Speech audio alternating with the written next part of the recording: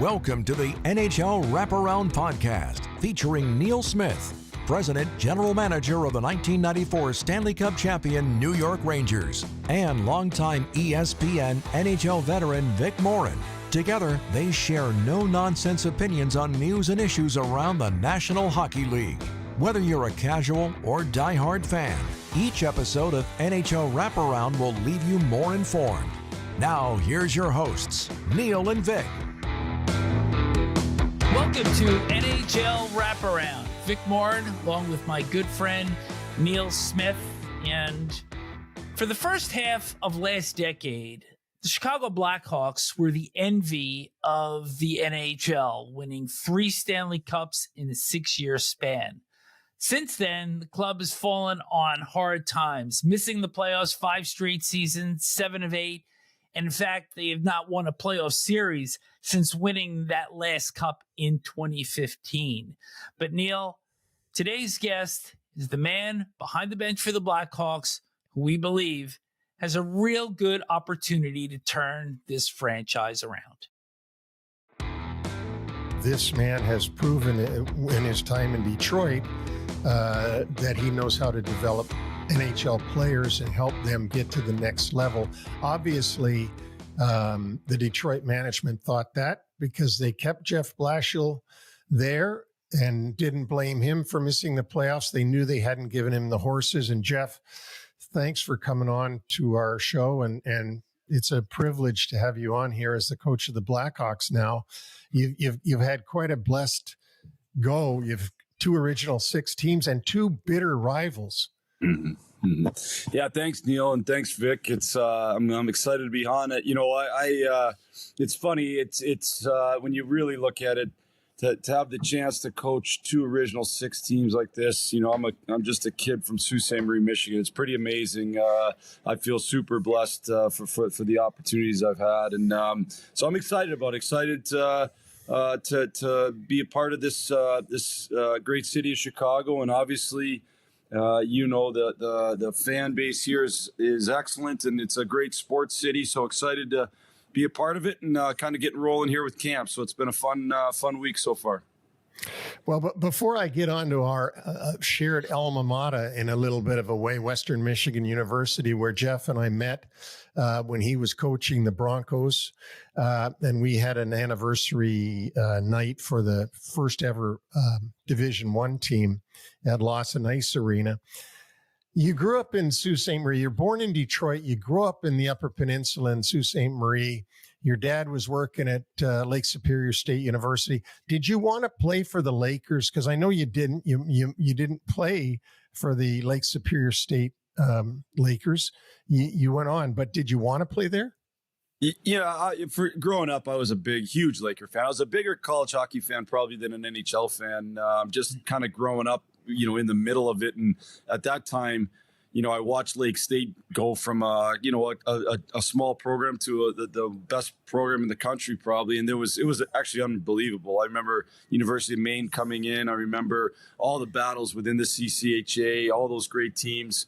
So in Northern Michigan, the battles between Lake State and Northern, and so yeah, honestly, Neil, I would have, you know, I went to play junior hockey in Des Moines, and I didn't know if I'd be a college player or not, but as the recruiting started to heat up, I certainly in some ways wanted to be a Laker. Now, in some ways, I wanted to move away too, though. Like, it was a kind of a balance between the two. I was a huge Laker fan, but I literally grew up on campus. We lived in a housing that was part of the university, actually right next to the president. So I was a little bit excited to move away from a personal standpoint, but a big Laker fan.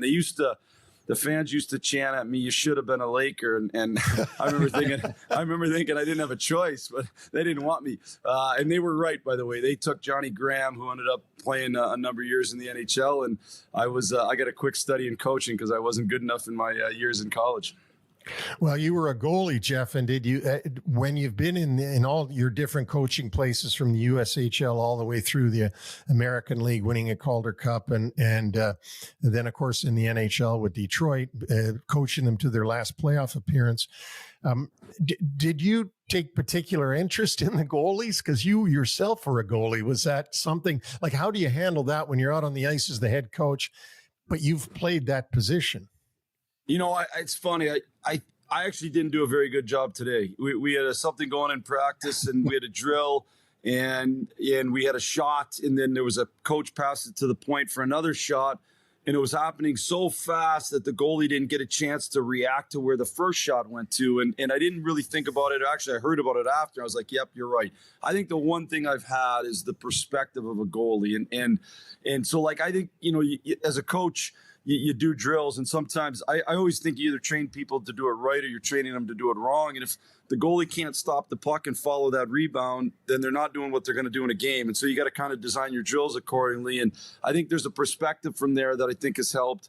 I coached the goalies when I was a head coach in junior. I coached the goalies when I was a head coach at Western, and a little bit in the American League. We had a little bit of a break between Chris Osgood being the goalie coach and then Jeff Selke taking over. And then since then I haven't, and I've really left it to the goalie coaches, but kept the perspective of it. And I think some empathy of what the goalies are going through. Usually the goaltenders go on to become color commentators. So, but I want to ask you too, before I let Vic have a word, but, Western Michigan University, the Broncos win the national title. You were head coach there for one season. I played the first 4 seasons of their existence in Lawson Ice Arena for the first 4 years of Lawson Ice Arena, way back when, just after you were born. But it's amazing to me that that program has, won the national title. It's awesome. It's unbelievable. I was so excited for so many people. There's been so many people, that have laid the groundwork over a long period of time for that to come to fruition, including yourself and your classmates. And you just go right through the list of so many great Broncos that kind of, built the foundation. And it takes years and years and years. And then, for Pat Furschweiler to come back, taking over for Andy Murray, who did an excellent job. And then Pat comes in and honestly almost takes it to another level.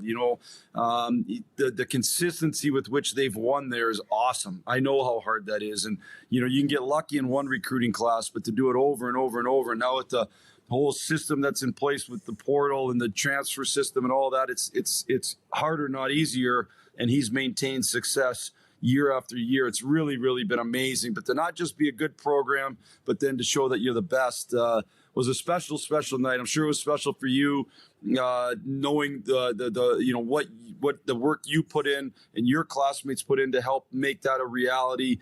It was special to watch for me, knowing how many different guys poured so much work in that. It was an awesome night, and really have enjoyed Pat's success there. It's hard to believe that I'm so old, but I was the very first captain of the first Division I team for Western Michigan. So that speaks to that. But Vic, it's your turn.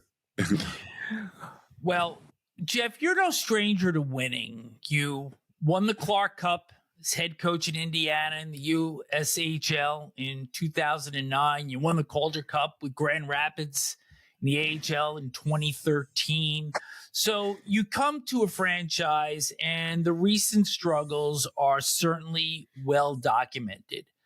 In your first full team meeting with this group, what was your message to them, given what the perceived expectations are outside in the hockey world for this coming season?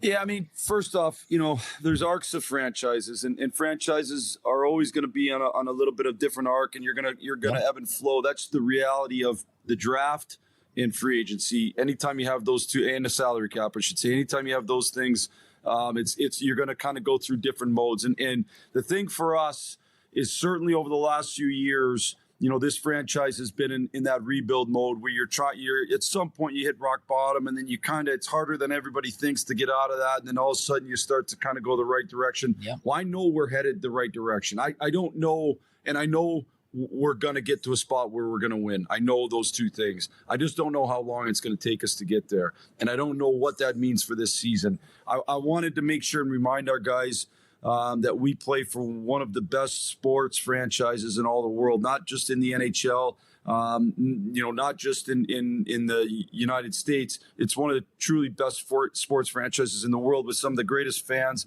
great ownership. So let's remember that, number one. Number two, we're going to focus on, again, at some point we are going to win. How we're going to get there is important. And so making sure that we start to build that winning culture and the things that go into a winning culture. And I know those are easy things to talk about, but if you go back and you just look at different examples, I use this example in my press conference of Dan Campbell and the Detroit Lions. Dan Campbell didn't come in and they didn't win 15 games in a row. They came in and the first year was a grind, but they stuck to their beliefs. They implemented culture. They won. I just got done watching the Dallas Cowboys documentary from when Jimmy Johnson took over. I don't know if I remembered how bad they were Jimmy Johnson's first year. I honestly didn't. And I grew up in that era. I didn't remember that. And the stuff that had to be done in order to implement that culture to win. So we're focused on culture right now. I don't know what that means from an expectation level for winning, but that's what we're focused on. So in terms of a game-to-game approach, and the club was towards the bottom of the league in offense and defense, special teams weren't bad. But if you were going to say, this is what I want this club to do systematically on a night-to-night basis to try to build that foundation back to respectability, what does that look like? Well, I'd say in general, I think you have to be able to defend to ultimately win a championship. If you don't defend, you will not win a championship. And so we have to make sure that our players are a couple different things. Number one, they know how to angle. They know how body position. They know stick detail. They know all those fundamentals that help make you a good two-way player.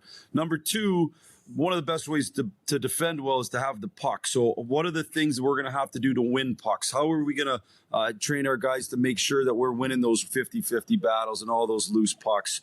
So those are more from a fundamental standpoint. Yep. From a big picture standpoint, when we don't have the puck, we're going to pressure. We're going to take away time and space. We're going to try to not give the opponent any inch of ice. From an offensive standpoint, we want to make sure we play fast, we play vertical, and we use our speed. We are a fast team, and we're going to continue to be a fast team. So those would be the two big picture things: pressure, take away time and space, and then let's play really fast.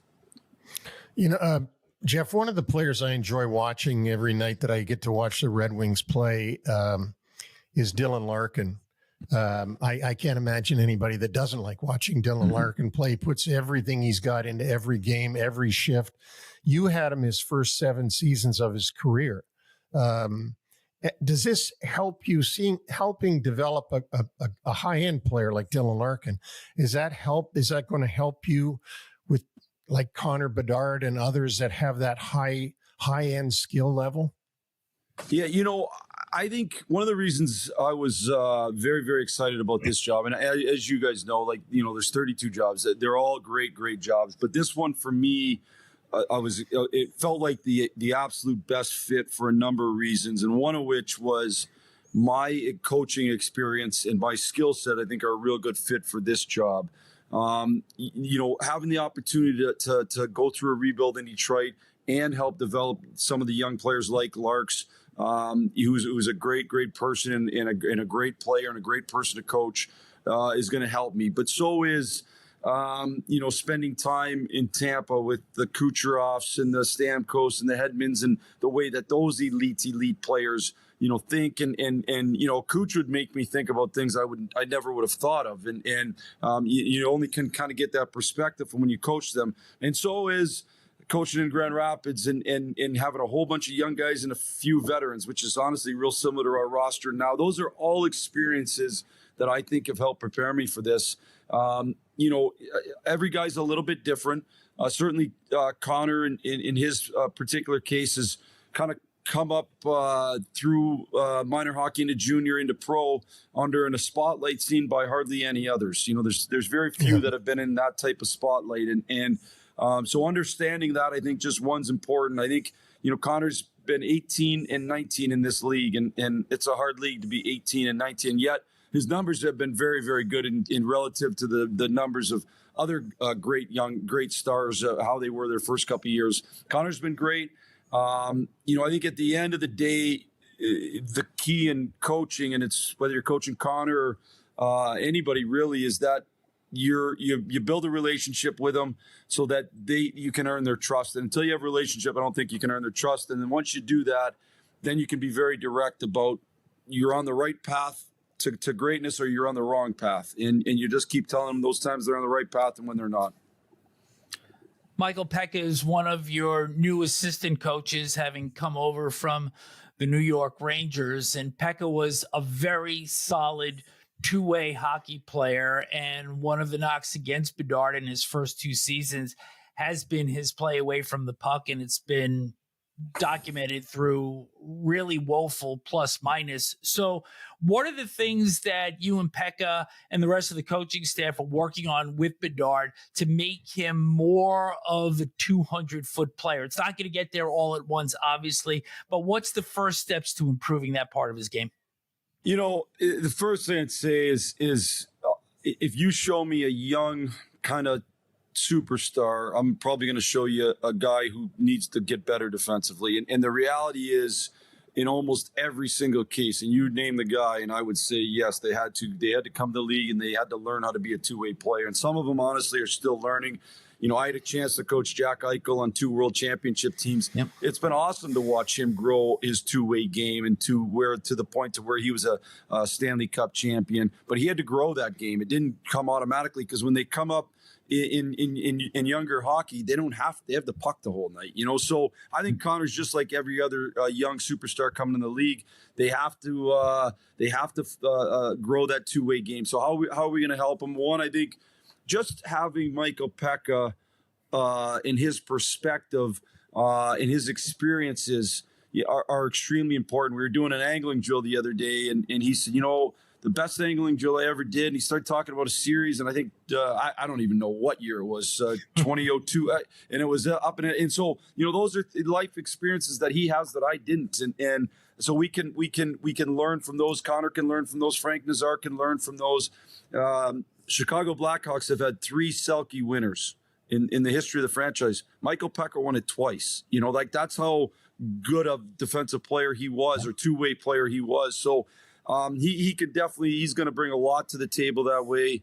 We're just, again, we're going to start with all those little fundamentals for all our guys. And a lot of those, some of those fundamentals are offensive, but some are defensive.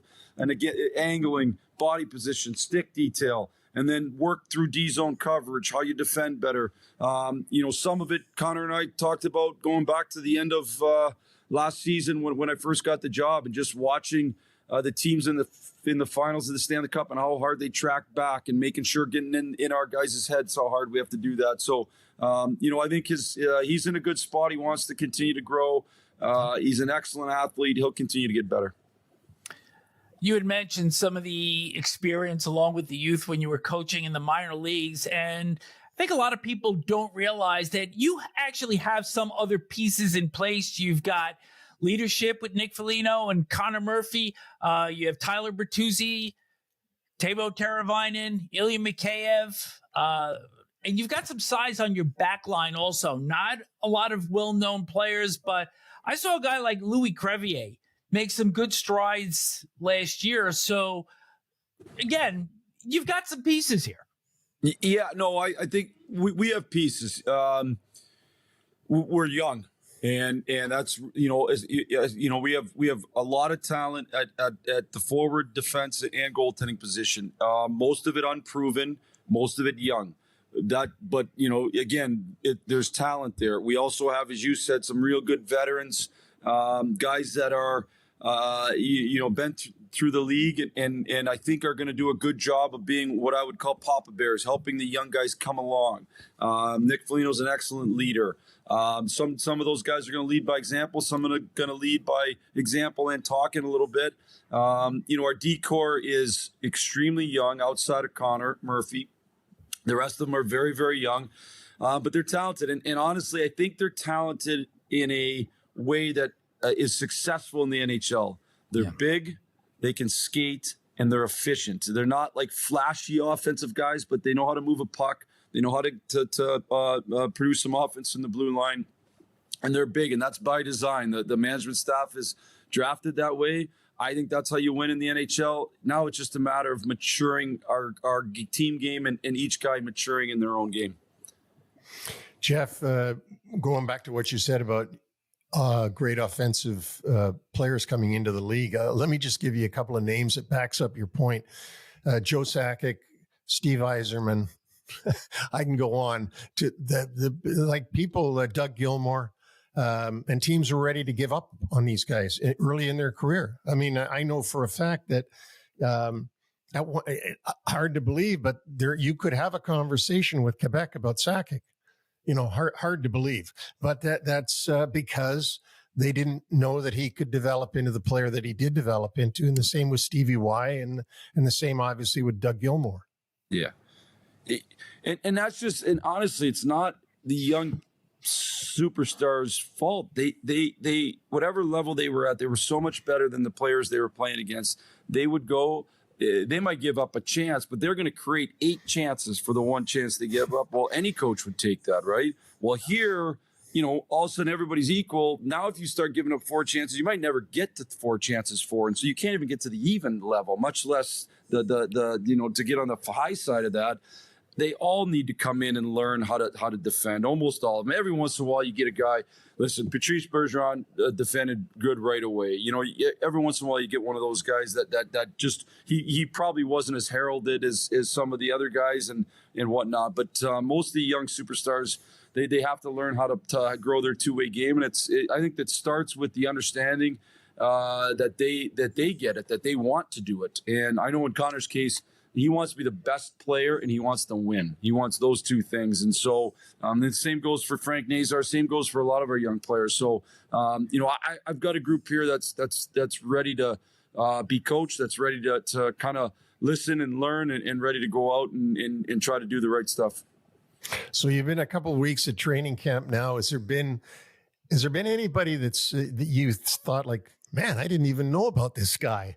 This guy's pretty good. Has there been some pleasant surprises for you? I don't know. I mean, I had a decent feel, obviously, kind of watching a bunch going into the year here. I would say I didn't know I didn't know Jason Dickinson as a person at all. I knew him a little bit as a player. Very, very, very impressed with him. He's got a good way about him. I think he understands what he is. I think he's really good at what he's good at. I think Ilya Mikheyev's been, again, probably a guy that I didn't know great coming in. He's been impressive for me. Those guys, I knew some other guys' games better. I obviously have known Bertuzzi for a while. I've known some of the other guys a little bit better, but those are a couple of guys I didn't know that have been impressive to me. The young guys have all showed flashes of being really good.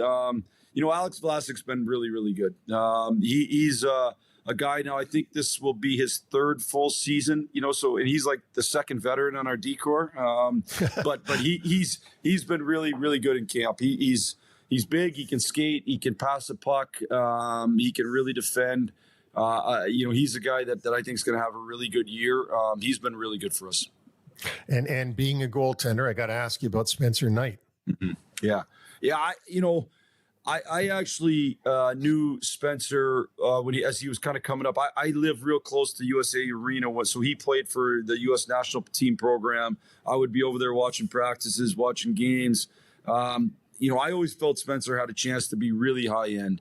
And last year I was an assistant in Tampa, and that trade happened. I was kind of miffed because I knew we were gonna play Florida and it was gonna help Florida getting Seth Jones. But now I'm glad the trade happened because we get a chance to have Spencer Knight, and I think Spencer's got a chance to be a top 10 goalie in the league. He's got to go do it. And, I think we also, Sodi was great the other night. We have a number of goaltenders in the pipeline here that I think can give us really good goalie depth. But I do think Spencer has the ability to go do it. And part of that, though, is, Neil, like, we got to play good D to get good goaltending. Like, you can't get good. You can't get good goaltending without good defense. So we'll have to make sure we shore that up. Jeff, last one from me. One of your other assistant head coaches, and of course we already mentioned Michael Peca, but one of your other assistants is Anders Sorensen, who finished the season behind the Blackhawks bench last year, taking over for Luke Richardson. And very often, and certainly situation like yourself, you see a head coach go after he leaves one team, he might be an assistant somewhere else before getting another head coaching job. But it usually doesn't happen within the same team where a guy's a head coach and then he becomes an assistant. What's your relationship with him, and what are your expectations for what he can bring to the club in the assistant role? Yeah, Anders and I have known each other for probably 15 years. And so, and we've talked a lot over those years on hockey.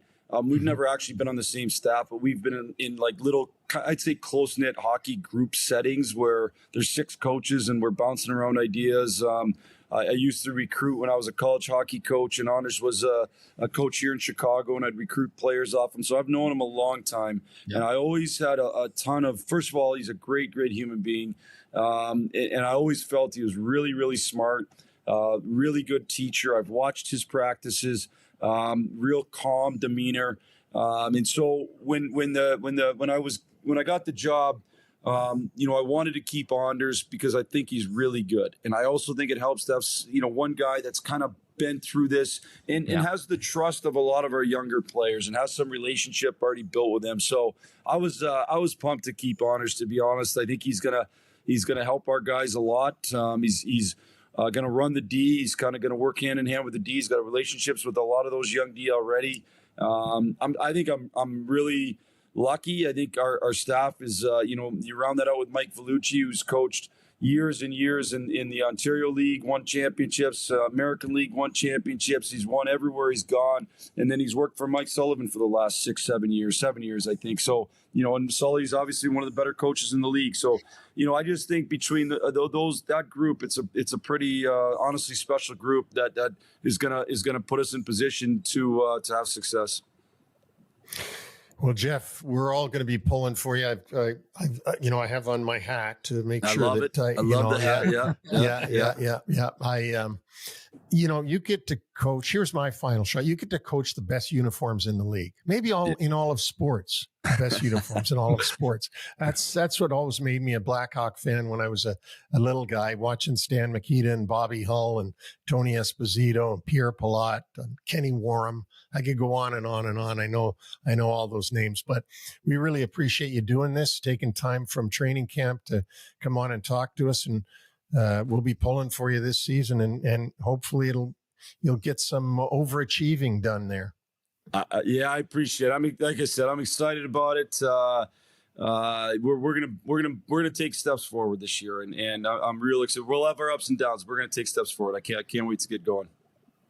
Well, thanks for doing this, Jeff. Thanks for being on the show with us.